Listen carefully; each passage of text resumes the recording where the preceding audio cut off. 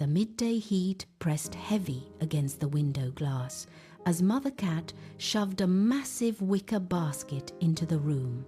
It was overflowing with stiff, clean sheets. She dropped it with a heavy thud, pointing at the daunting pile.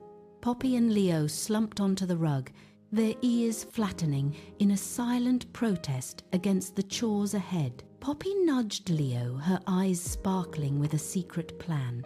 "Forget the folding, follow me," she whispered.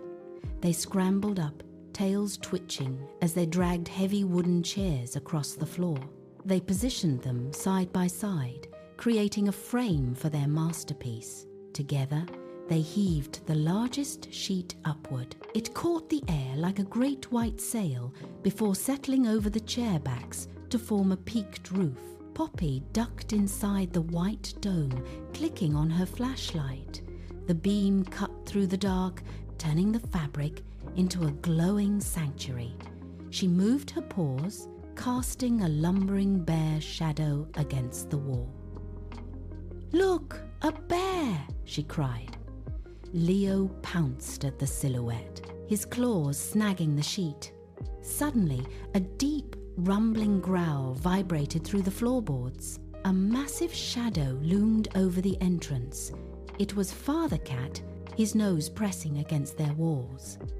"I am a dragon," he rumbled in a low voice. "May I enter your cave?" The kittens shrieked with laughter, lifting the edge to pull him into their secret world. They huddled together in the dim, warm light, 3 explorers in a makeshift den. The sheet lifted. Mother Cat stood there, watching the trio. She didn't scold them. Instead, she handed a corner to Poppy. They began to fold in a steady rhythm, passing the fabric back and forth until the pile was neat and square. That night, Poppy curled into her bed.